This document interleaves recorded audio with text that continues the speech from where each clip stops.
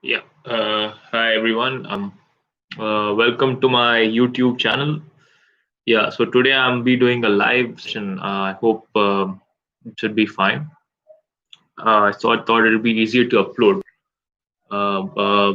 So what I'm thinking is I'll be talking to you guys about aliens and exoplanets. What role do they play in our life? Uh, so the thing is with aliens and exoplanets. There are, the thing is, we really don't know, about the Fermi paradox. We really don't know if aliens exist or, uh, but exoplanets do exist. So the thing is, we really don't know about the aliens. Um, so that is the truth. So, but we do have several claims that aliens have come and um, they have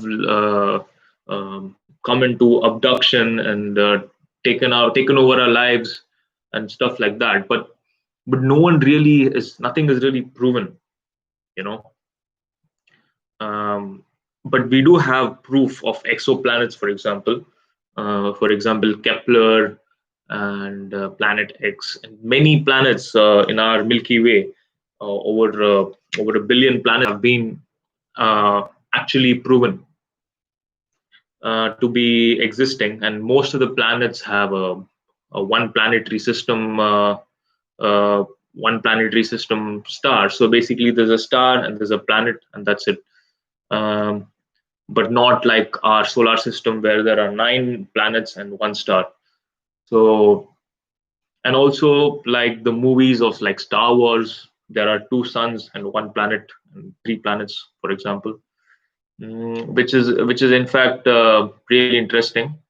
And obviously, we have witnessed accounts of uh, um planets which exhibit the Earth-like characteristics, which is in the Goldilocks zone as the Earth, and which has the planet size close to Earth, and maybe some planets which are as big as Jupiter and have which is also in the same Goldilocks region, which may host life, which have the formation, which may have uh, the the chemicals for the chemistry for life. It may happen that life can exist, but the reality is, so far in our scientific understanding, what we know is uh, the building blocks for life is uh, is nitrogen, ammonia. Ammonia is the foundation for life. But scientists think that that might not be the only way in which life can manifest. It may happen that there is a different chemistry for life. Um, so that's thing which needs to be looked into, because we really don't know if ammonia is the only form in which life can exist. So life may exist, aliens may exist, but we don't know if they follow the same laws of life as our planet Earth, right? So also, what I wanted to touch on is the signals from Earth. We have been sending signals to various planets and galaxies outside our universe, and we have received certain signals from the um, from aliens. Not aliens, sorry.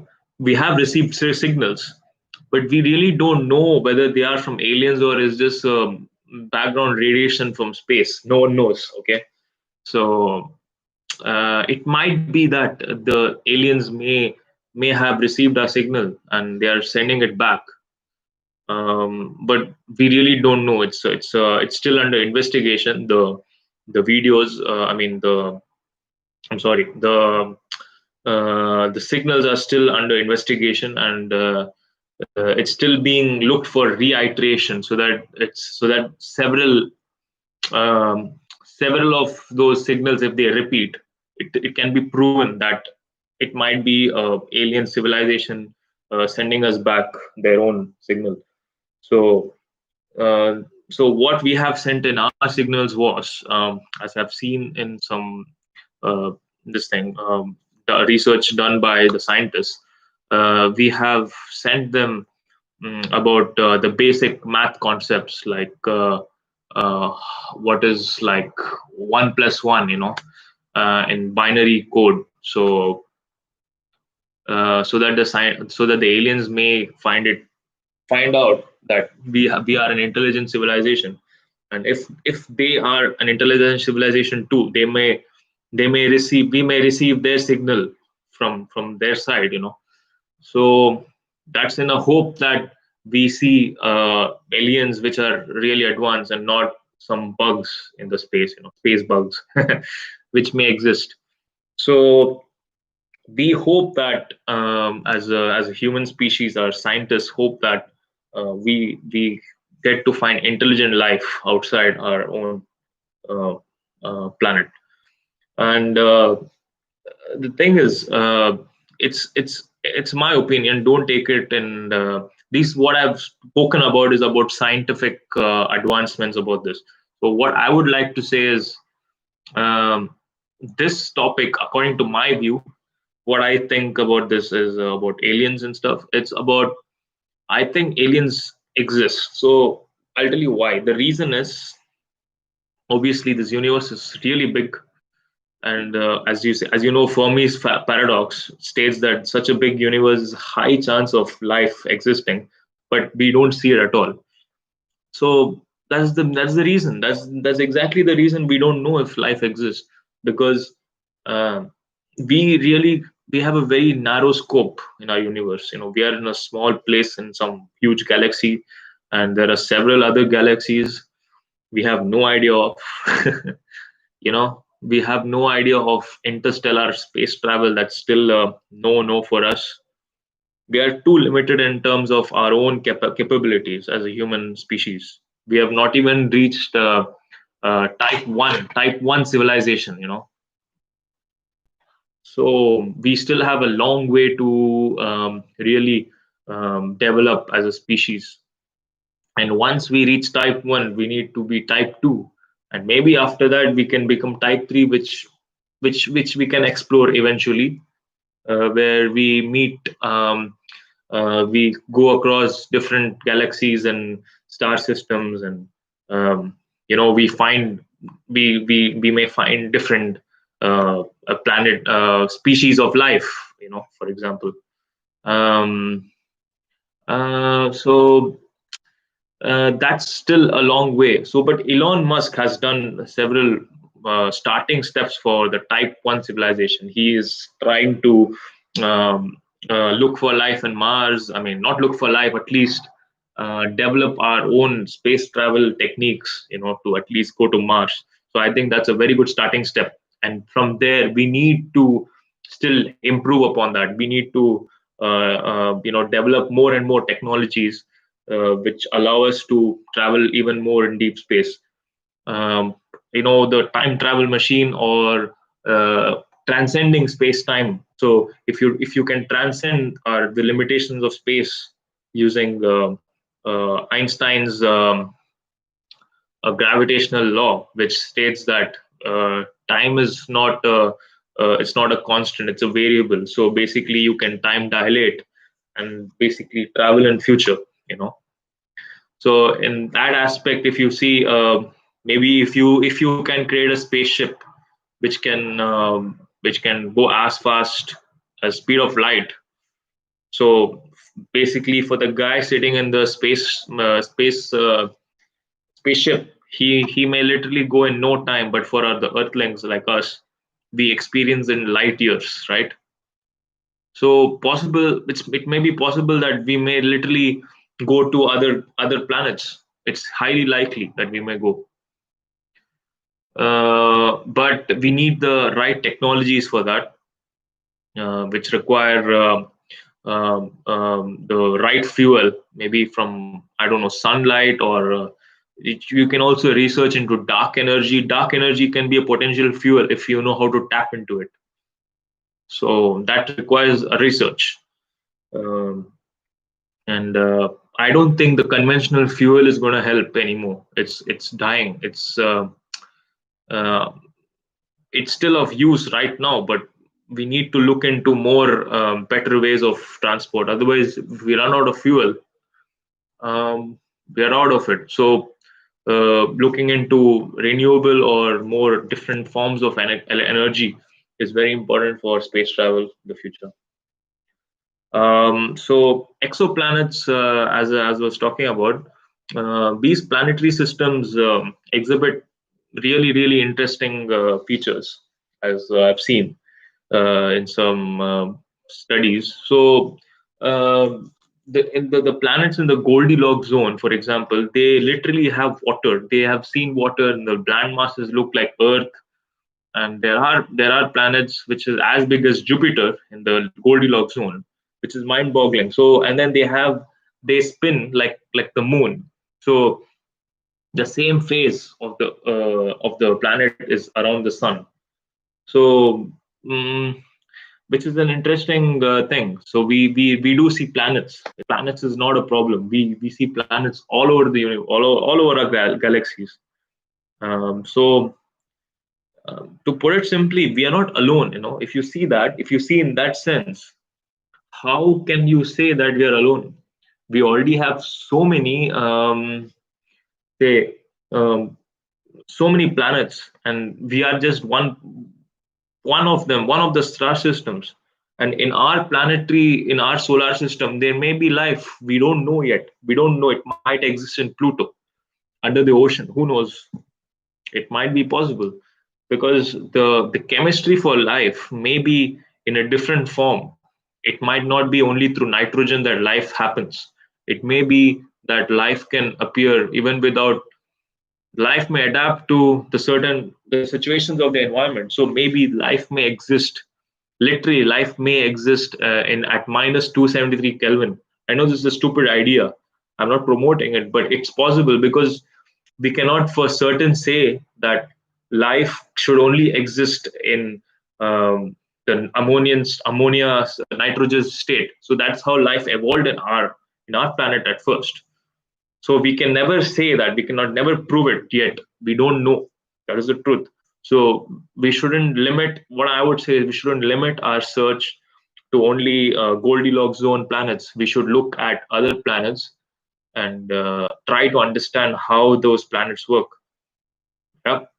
For example, Venus. Venus, they say that life may exist because in the atmosphere it promotes life. So but we really don't know. In the end, we still don't know about the surface of Venus. It may still be there. Maybe in the volcano some alien comes up, you know.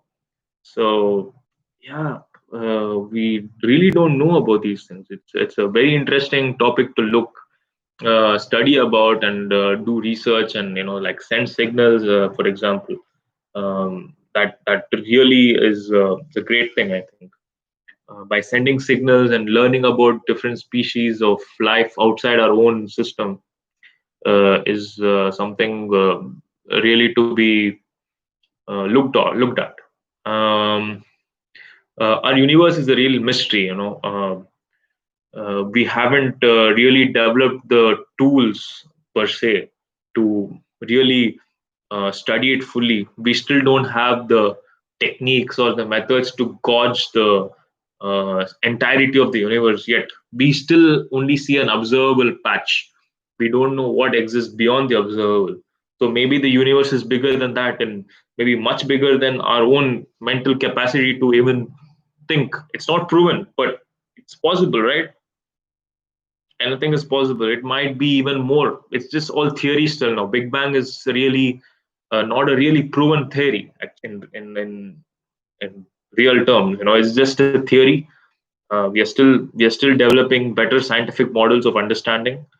So what I would like to conclude by saying is, don't look at life just for certain planets or certain planetary, like the Goldilocks zone. it might exist even in deep space, maybe in some rock, in some random galaxy, in some star cluster. Who knows? We really don't know. There may be aliens forming there. There may be life just evolving in space, not just in planets. You know, is an endless possibility. Um, See, for example, we already have a consciousness to perceive life. If when there's a consciousness to perceive life, to perceive the inanimate objects, it's highly likely that there might be other life and other consciousness which allow them to perceive it, perceive the universe. It's highly likely. So, thank you for watching, all of you. I think only one person. Yeah, but yeah, I think this is what I wanted to talk about, and keep learning, guys. And you know, it's a very interesting field, to study about. I think it's really fascinating, and it's very curious. It induces curiosity, for example, to know that we are not alone. It's quite scary, but we like exploring. We like seeing the reality of things. I think that's what drives us into mm, uh, studying about these things. Also, I wanted to touch upon the UFO landings and stuff. It might be true. We really don't know. It's not in the mainstream, but there have been proofs, like there have been sightings as such, but we really don't know the truth of these things. So I would not like to really go into it. Um, but if you guys like it, maybe I can do some research on that, and maybe I can come up with uh, some knowledge on that too, if you would like, because I don't have much understanding about those things actually. Yeah. All right, guys. This is my talk. Hope you liked it. Um, Please share and subscribe to my channel. Thank you.